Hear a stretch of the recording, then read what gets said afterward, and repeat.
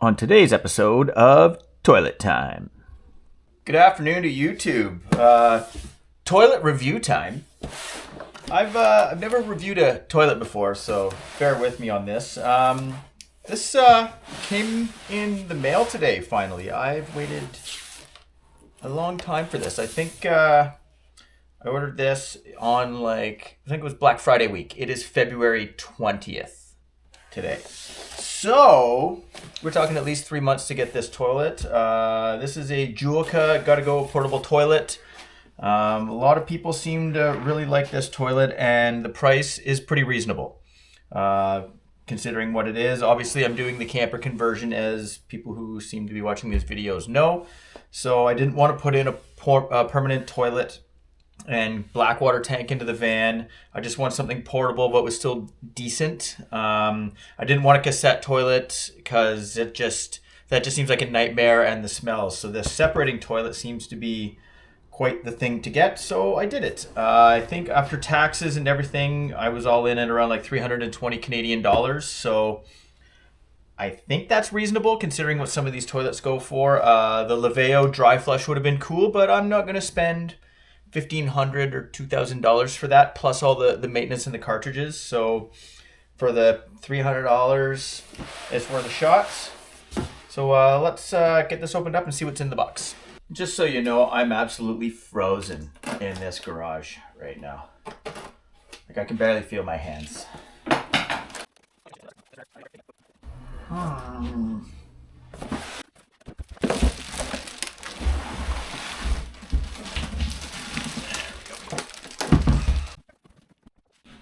Toilet in a bag.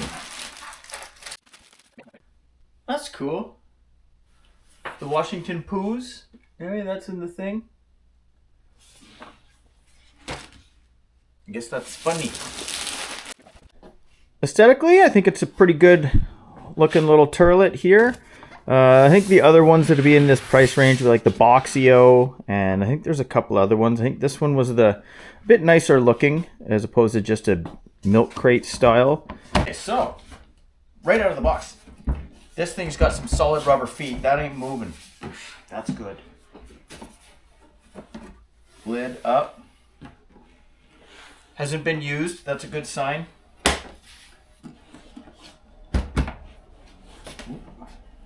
Standard thing. Seems reasonably well built, I guess. I'm not really sure what happens here.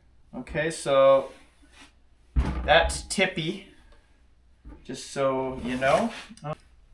Alrighty. I started to figure this thing out. I messed around with a bit, just kind of opened things and moved things and all that. Now I got a better understanding of how this works. So there's some weird things to get used to, but I think it's manageable. Lid is fine. Lid is good. Seat is good. Pretty much this is to open up to get access to your cassettes. I've got the cassette toilet, not the chemical toilet. So the one issue I have is this is going to fall back. I suppose if it's in some kind of cabinet, which this is going to be, that's not a huge concern. In your lid, you've got your spray bottle and your poop scraper. And then here, obviously, you've got your poo part and your pee part. Seems to be well made. One thing I just found out, it was a little tricky. This is pretty important here, this slide. This opens up the area for you to do your business and slide back down. There's a lock on it. This right here holds this in place so it can't move. And when you have your toilet like this, in kind of closed position, you can't open it. This holds it in place. So I presume if when you're on the road or not using it, this keeps that in the lock position. If you're camping or frequent use, you need to open up, move this, slide that back, locks in, and there you go. Took me about 5 or 10 minutes to figure that out. I'm not a smart man. Anyway, this side, this is for you to put your spray bottle and your scraper. If you want them instead of in the lid, you can leave them here on the side. And this one, in order to get that up, kind of go up, down. Now these are reversible. If you want the scraper on this side and this over here, there's 2 screws that are in here with this cassette out. Just undo them, swap them around, you're good to go.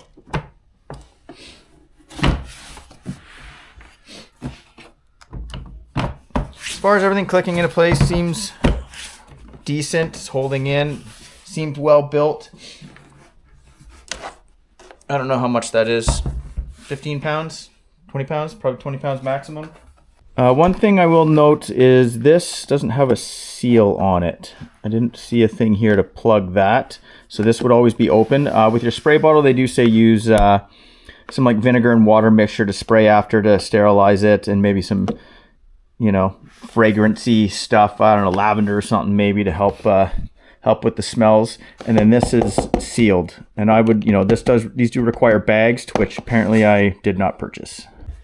So the toilet dimensions, 17 tall, approximately 16 wide there. And what do we got on the back? We got 14 and a half, 50, we'll call it 15 inches that way. So my intention for this is to put it in a seat. So in my van, I was going to put it in like a cabinet, would be like a bench. So on the driver's side, I would turn my driver's seat around, have a flip up table there, and then a bench seat beside it where we can have dinner. And then in that cabinet is the toilet would slide out on some kind of slides. I haven't figured that out, but that's the plan. And then it's concealed and hidden, and should be able to build a seat comfortable around that. Samantha's not the tallest girl in the world, so we'll get her sitting on this thing and see how she is with her legs, since they're dangling in the air. Here's how your scraper and your spray bottle would be stored. I guess the purpose of the scraper is you get some paper or toilet paper, and if you had a little too many tacos, you're gonna have to scrape off this area and then stuff it in the hole, close it up, and then spritz this thing down. With regards to the inside, you've got rubber seals on top of each part here, which will seal tightly to your cassettes and your jugs. And I'm not really sure what that is, but now your cassettes, your P cassette, they give you the standard lid here with your hole. Undo. So this is when you're using it. You can get that off. And then this one seals it up. So this is just like a fake cap there. So when you're going to dump it out or not in use, you put this on, if it will actually thread on, because why would it? There we go. And then this can go here. And I haven't checked to see, maybe that's what we should do. We'll see if that seals. Let's try that. Well, looky there. There you go. That seals it. Nice. Depending on how much you want to put your hand down there and put those caps and swap those caps on and off, I don't think that's a thing you want to do very often, given the nature of what you're dealing with. Now, the dirty business container. It's got a real nice handle here.